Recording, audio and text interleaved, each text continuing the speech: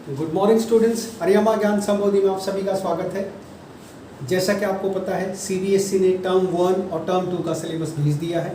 आज हम 10th class के हिंदी के टर्म 1 पर चर्चा करेंगे कि टर्म 1 में क्या सिलेबस है, कौन कौन सी उसमें यूनिट्स दिए हैं, कौन से चैप्टर्स दिए हैं और किस प्रकार से आपको जो ये सारा एमसीक्यू पोर्शन है किस प्रकार से आपको इसकी तैयारी करनी है, जिसमें 40 नंबर के आपको एमसीक्यू करने हैं और 10 नंबर का आपका इंटरनल असेसमेंट है।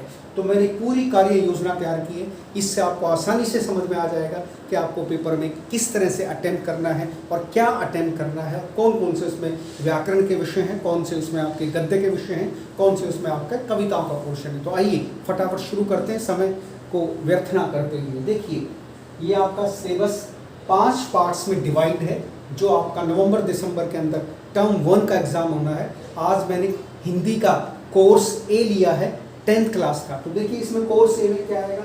सबसे पहले पोर्शन में जो है अपठित गद्यांश और अपठित काव्यांश आएंगे। अपठित का मतलब होता है जो गद्यांश आपने पहले नहीं पढ़ा हो, जो काव्यांश आपने पहले नहीं पढ़ा हो उसको हम अपठित कहते हैं। तो एक अपठित गद्यांश आएगा, ऊपर आपको स्टेंजा दे रखा होगा, उसके नीचे उस स्टेंजे से संबंधित आपको 5 एमसीक्यू करने होंगे, वो एक एक नंबर के होंगे। और ठीक इसी प्रकार से आपको अपठित काव्यांश दे रखा होगा, उसमें भी कविता ऊपर एक दे रखी होगी, उसका एक स्टेंजा दे रखा होगा, नीचे उस स्टेंजे से संबंधित 5 प्रश्न दे रखे होंगे और उनका भी अंक जो है 5 होंगे। ये बहुविकल्पी प्रश्न होंगे, एक एक नंबर के होंगे। तो ये बहुत ज़्यादा मुश्किल नहीं आते हैं। आप हमारे वीडियो देखते रहिए, हमारे चैनल को सब्सक्राइब कीजिए। मैं इस सारे सिलेबस के एक एक वीडियो आपको बना करके सेंड करूंगा, किस तरह से आपको गद्यांश अटेंड करना है, किस तरह से आपको काव्यांश अटेंड करना है, किस तरह से आपको कविताओं के प्रश्नोत्तर करने हैं, सब चीज़ के वीडियो बनाए जाएंगे। उसके बाद आप देखिए, ये व्याकरण का निर्धारित भाग है हमारा। 10 अंक का पोर्शन तो हो गया अपठित गद्यांश और अपठित काव्यांश का। 5 नंबर का गद्यांश, 5 नंबर का काव्यांश। उसके बाद हमारे व्याकरण के विषय हैं। व्याकरण में केवल 4 ही विषय लिए गए हैं।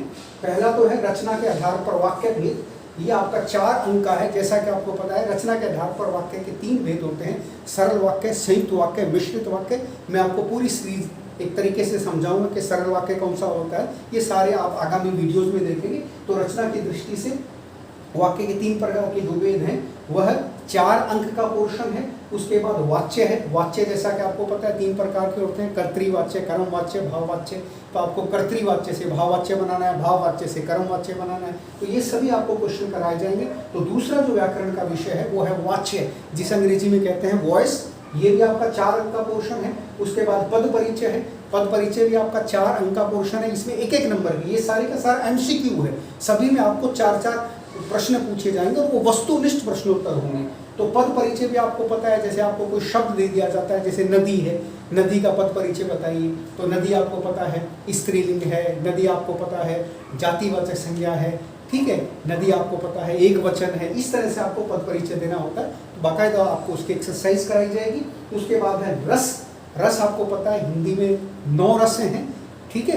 जैसे आपका करुण रस है, विभत्स रस है, भयानक रस है, हास्य रस है, श्रृंगार रस है। इस प्रकार से 9 रसों से संबंधित भी आपको 4 प्रश्न पूछे जाएंगे, जो एमसीक्यू फॉर्म होंगे, वस्तुनिष्ठ प्रश्नोत्तर होंगे, बहुविकल्पी प्रश्न होंगे। तो ये व्याकरण के 4 चैप्टर हैं। रचना के आधार पर वाक्य के भेद, उसके बाद वाच्य, उसके बाद पद परिचय और उसके बाद रस। ये 4-4 नंबर के क्वेश्चन आएंगे। इसमें 4-4 नंबर के वस्तुनिष्ठ प्रश्न आएंगे, तो कुल हो जाते हैं 16। इसमें खास बात ध्यान देने की क्या है कि इस पोर्शन में आपको कुल 20 प्रश्न पूछे जाएंगे। उसमें से आपको 16 वस्तुनिष्ठ प्रश्न करने होंगे, 16 एमसीक्यू करने होंगे, जो 4-4 नंबर के होंगे। इसमें आपको एक तरह से जो है हर पोर्शन के अंदर एक एक क्वेश्चन की छूट मिल जाएगी। जैसे रचना की दृष्टि से आपको 5 प्रश्न पूछ लेंगे, करने होंगे आपको 4। वाच्य वाले में से आपको 5 प्रश्न पूछ लेंगे, 4 करने होंगे। ऐसे ही पद परिचय में से आपसे 5 पूछ लेंगे, 4 करने होंगे।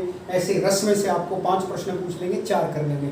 तो इस प्रकार से 16 अंक का आपका ये व्याकरण का निर्धारित भाग है 10th क्लास के कोर्स ए के हिंदी में से, ठीक है। तो 10 नंबर के आपके गद्यांश हो गए, काव्यांश और गद्यांश अपठित, और 10 नंबर की आपकी व्याकरण होगी।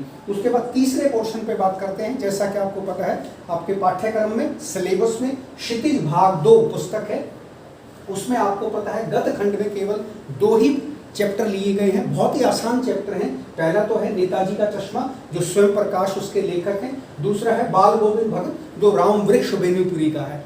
तो इसमें इस पोर्शन में से भी आपको जो है 5 और 2 7 वस्तुनिष्ठ प्रश्न पूछे जाएंगे। आगे मैं कार्य योजना आपको विस्तार से समझाऊंगा। उसके बाद काव्य खंड है, काव्य खंड में केवल 2 ही कविताएं ली गई हैं, सूरदास के पद और तुलसीदास जी वाला जो चैप्टर है राम लक्ष्मण परशुराम संवाद, बड़ी महत्वपूर्ण कविता है। इन 2 कविताओं में से आपसे प्रश्न पूछे जाएंगे और गद्य में इन 2 चैप्टर से पूछे जाएंगे। अब इनमें प्रश्न कैसे पूछे जा सकते हैं, जैसे नेताजी का चश्मा आपने पढ़ा है तो इसमें आपसे पूछ सकते हैं, जैसे एक आपको ऊपर गद्यांश दे देंगे और उस गद्यांश से संबंधित प्रश्नोत्तर नीचे दे रखे होंगे। जैसे मान लो कोई गद्यांश ऐसा दे रखा है जिसमें प्रश्नोत्तर बन जाते हैं, हालदार साहब कस्बे से कितने दिन बाद गुजरते थे, कैप्टन चश्मे वाला कौन था, नेताजी की मूर्ति किसने बनाई थी, नेताजी की मूर्ति कहाँ लगाई गई थी, हालदार साहब जो है कस्बे में क्यों रुकते थे। ठीक है, इस प्रकार के प्रश्नोत्तर हो सकते हैं। बाल गोविंद भगत जो है अपना साहब किसको मानते थे, बाल गोविंद भगत जो है कितनी दूरी पर पैदल यात्रा करके गंगा स्नान करने जाते थे, बाल गोविंद की कितनी संतान थी, बाल गोविंद किसको अपना साहब मानते थे। ठीक है, बाल गोविंद भगत जो है कैसी टोपी पहनते थे। इस प्रकार के प्रश्नोत्तर सारे आपको चैप्टर वाइज समझाए जाएंगे। तो बहुत ही अति महत्वपूर्ण आपकी एक कार्य योजना है। जरा सा आप इस पर ध्यान दे देते हैं तो मैं समझता हूँ इस 50 नंबर के MCQ वाला जो पोर्शन है, जिसमें 40 नंबर के आपके MCQ हैं और 10 नंबर का आपका जो है आंतरिक मूल्यांकन है, मैं समझता हूँ इसमें आप 48 नंबर ले सकते हैं। मेरे पास इस समय जो है 10th क्लास के करीबन 70 स्टूडेंट्स पढ़ रहे हैं, तो मैं पूरी एक कार्य योजना तैयार करूँगा ताकि आप लोगों के एक एक चैप्टर अच्छे तरीके से समझ में आ सके और आपका एक भी नंबर ना कटे। देख ठीक है, उसी प्रकार से सूरदास जी वाले पद हैं, तुलसीदास जी वाला जो पाठ है उसमें से भी पूछ सकते हैं कि परशुराम जी क्रोधित क्यों थे, उनके क्रोध का कारण क्या था, शिव धनुष किसने तोड़ा था, शिव धनुष का आयोजन, धनुष यज्ञ का आयोजन कहाँ किया गया था, परशुराम जी अपना गुरु किसको मानते हैं, राजा जनक के पास धनुष किसने रखा था। इस तरह के प्रश्नोत्तर बनते हैं। जो ऊपर आपका काव्यांश दे रखा होगा उसी से संबंधित प्रश्नोत्तर नीचे पूछे जाएंगे। तो हम अपने वीडियोज में जितने भी तो सूरदास जी के पद हैं उन सभी पदों की व्याख्या आपको समझाते हुए नीचे इनके प्रश्नोत्तर समझाएंगे। ऐसे तुलसीदास जी वाले में लक्ष्मण राम परशुराम पर संवाद जो है उससे रिलेटेड आपको काव्यांश ऊपर समझाया जाएगा बोर्ड पे, नीचे उसके प्रश्नोत्तर मैक्सिमम समझाए जाएंगे। इसलिए हमारे वीडियोज को ध्यान से देखिएगा, क्योंकि ताकि आपका एक भी नंबर ना कटे। और मेरा पूरा उद्देश्य है कि हर बच्चे को 50 में से 50 और ज़्यादा से ज़्यादा कम से कम जो है उसको 48 नंबर दिलाऊँ। तो ये मेरा प्रयास रहेगा, तो इन वीडियोज़ को ध्यान से देखिएगा। उसके बाद हमारा चौथा पोर्शन है, ये गद्यखंड योजना है जो मैंने आपको यहाँ समझाया, नेताजी का चश्मा और आपका ये बाल गोविंद भगत, इन 2 अध्यायों की कार्य योजना किस प्रकार से होगी, CBSE आपसे किस प्रकार के MCQ पूछेगा, जो 7 नंबर के गद्य भाग में से आएंगे और 7 नंबर के आपके काव्य खंड में से आएंगे। तो उसमें उसने कैसे योजना बना रखी है, गद्य खंड के निर्धारित 2 पाठों में से 2 पाठ कौन से हैं, नेताजी का चश्मा और बाल गोविंद भगत। गद्य खंड के निर्धारित 2 पाठों में से गद्यांश के आधार पर विषय वस्तु का ज्ञान बोध, अभिव्यक्ति आदि पर 5 बहुविकल्पी प्रश्न पूछे जाएंगे। आपको इन पाठों में से कोई गद्यांश दे दिया जाएगा और उस गद्यांश से रिलेटेड जो है नीचे आपको प्रश्नोत्तर दे रखे होंगे, जिनकी संख्या होगी 5 और वो ऊपर गद्यांश में से ही दे रखे होंगे। लेकिन उसके लिए आपको सारे पाठ का पता होना चाहिए कि बाल गोविंद भगत कौन थे, बाल गोविंद भगत साहब किसको मानते थे, वो कितनी दूरी पर जो है गंगा स्नान करने जाते थे, उनकी संतान कितनी थी, किसका भजन करते थे। इस प्रकार की सारी पाठ की जो थ्योरी है वो प्रश्नोत्तर शैली में आपको पता होनी चाहिए। और हम अपने वीडियोज़ में पाठ से रिलेटेड सारी वस्तुनिष्ठ प्रश्नोत्तरी आपके पास सेंड भी करेंगे। उसके बाद इन्हीं 2 पाठों में से उच्च चिंतन क्षमताओं व अभिव्यक्ति के आंकलन हेतु 2 बहुविकल्पी प्रश्न पूछे जाएंगे, जिसमें आपसे पूछा जाएगा कि यदि आप बाल गोविंद भगत की जगह होते तो आप क्या करते, बाल गोविंद भगत के चरित्र से आपको क्या शिक्षा मिलती है। उसमें आपका एक तरह की अभिव्यक्ति कौशल जांचा जाएगा कि आप इस चैप्टर को कितना समझ पाए और आप इसको अपने तरीके से कैसे कम्युनिकेट कर सकते हैं। तो वो 2 प्रश्न वो होंगे, वो बहुविकल्पी प्रश्न होंगे। तो 5 ये बहुविकल्पी प्रश्न जो MCQ फॉर्म में है और ये भी MCQ फॉर्म में। तो टोटल आपका गद्यखंड हो गया 7 अंक का, जिसमें अध्याय केवल 2 ही हैं, नेताजी का चश्मा और बाल गोविंद भगत। उसके बाद काव्यखंड योजना, जिसमें मैंने आपको बताया 2 कविताएं हैं, एक तो आपके सूरदास के पद हैं, दूसरा तुलसीदास जी वाला लक्ष्मण राम और परशुराम जी संवाद जो है। उसमें भी वही होगा, निर्धारित 2 कविताओं में से काव्यांश के आधार पर 5 बहुविकल्पी प्रश्नोत्तर पूछे जाएंगे। ठीक उसी प्रकार से जैसे गद्यखंड में पूछे जाते हैं, ऊपर आपको एक जो है कविता का एक आपको स्टेंजा दे दिया जाएगा और उस स्टेंजे से संबंधित नीचे प्रश्नोत्तर आपके दिए रखे होंगे। और 2 निर्धारित कविताओं के आधार पर काव्य बोध परीक्षण हेतु भी है, जो आपने कविता पढ़ी है उसमें से आपने बोध का मतलब होता है कि आपने उस पाठ को कितना जाना, उस पाठ से आपको कितना ज्ञान मिला। तो 2 प्रश्नोत्तर आपसे ऐसे पूछे जाएंगे कि लक्ष्मण जी के क्रोध का क्या कारण था, परशुराम जी के क्रोध का कारण क्या था, लक्ष्मण जी परशुराम जी से विवाद क्यों कर रहे थे, लक्ष्मण जी जो है राम जी के प्रति आदर भाव रखते थे, तो ऐसा ही क्या छोटे भाई को बड़े भाई के प्रति आदर रखना चाहिए। किसी भी प्रकार के जो आपके ये 2 प्रश्नोत्तर हैं, ये आपके बोध परीक्षण पर आधारित होंगे कि आपने इस कविता से क्या सीखा, इस कविता में यह कविता आपको क्या संदेश देती है।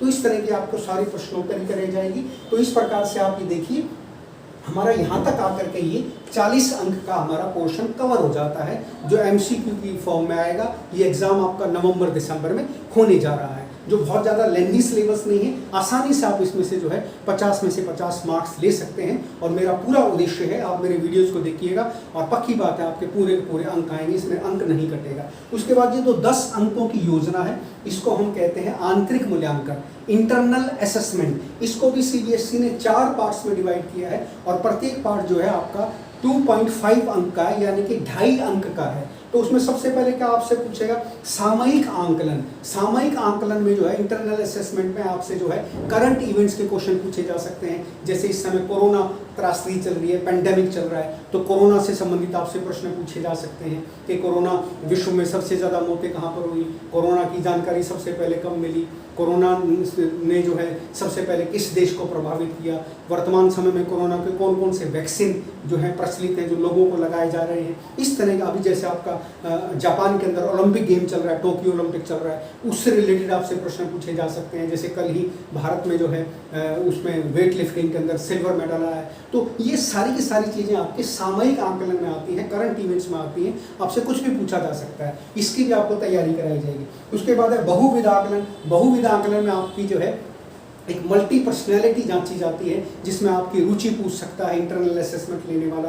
आपसे पूछ सकता है कि आपको कविताएं लिखनी आती हैं, तो आप अपनी कोई स्वरचित कविता सुनाइए, आप किसी कविता को गा करके सुनाइए, या आप किसी चीज़ को हाव भाव के माध्यम से, गेस्चर्स के माध्यम से प्रदर्शित कर सकते हैं, ये उसमें आ सकता है। उसके बाद पोर्टफोलियो। पोर्टफोलियो आपको पता है इस प्रकार का पोर्टफोलियो होता है, जैसे आपको एक फाइल बनानी दे दी जाती है, ये एक प्रकार का पोर्टफोलियो है। इसमें आपको किस प्रकार से जो है आर्ट इंटीग्रेटेड बेस्ड होता है ये पोर्टफोलियो, तो वो आपको टीचर एक पोर्टफोलियो देगा। जैसे एक मैंने बच्चों का पोर्टफोलियो तैयार कराया था, इसमें जो है हरियाणा और तेलंगाना के बीच में जो कल्चरल इंटरजेक्शन है, उनके अंदर जो कल्चरल एक प्रकार का आदान प्रदान है, उसको लेकर के ये एक पोर्टफोलियो तैयार कराया गया था। तो इसको ऐसे तैयार किया जाता है, इसमें इसको देखो एक भूमिका का चैप्टर है, फिर इसमें देखो इसमें हरियाणा का एक नक्शा है, फिर उसके बाद देखो इसमें तेलंगाना का एक नक्शा है, फिर उसके बाद इसमें ये देखिए हरियाणा के पर्यटन स्थल हैं, फिर उसके बाद यहाँ देखिए इसमें हरियाणा और तेलंगाना में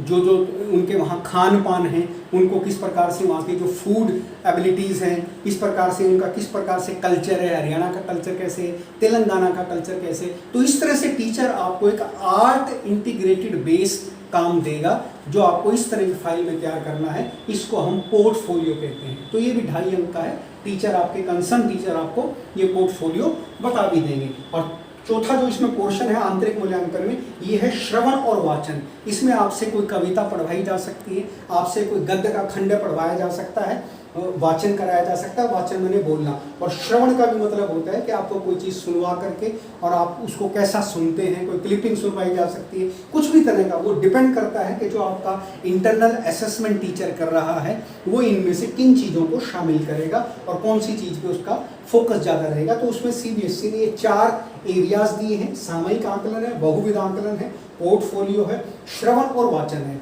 तो इस प्रकार से आपकी ये 50 मार्क्स की एक प्रकार से कार्य योजना है, जिसको हम टर्म 1 के नाम से जानते हैं। टर्म 1 का पेपर जो है आपको पता है पूरा एमसीक्यू की फॉर्म में आएगा। ये बहुविकल्पी प्रश्नोत्तर दे रखे होंगे, वस्तुनिष्ठ प्रश्नोत्तरी है ये एक प्रकार की, जिसमें 40 अंक का आपको पेपर अटेम्प्ट करना होगा और 10 नंबर का आपका इंटरनल असेसमेंट होगा। तो यदि आप इस सारी कार्य योजना को ढंग से समझ पाते हैं तो मैं समझता हूँ आपकी परीक्षा की तैयारी अच्छी होगी। अब इसके सेकंड पार्ट में मैं आपसे अगली वीडियो में चर्चा करता हूँ, जो टर्म 2 है जिसमें आपके बहुविकल्पी प्रश्नोत्तर नहीं आएंगे, वो सारे का सारा आपका जो है डिस्क्रिप्टिव पार्ट होगा। तो उसमें कौन कौन से चैप्टर दिए गए हैं वो मैं आपको अगले वीडियो में बताऊंगा। अगर आपको मेरा वीडियो अच्छा लगा हो तो इसे लाइक करना ना भूलें। अगले किसी वीडियो में मैं आपसे फिर रूबरू होता हूँ, तब तक के लिए धन्यवाद।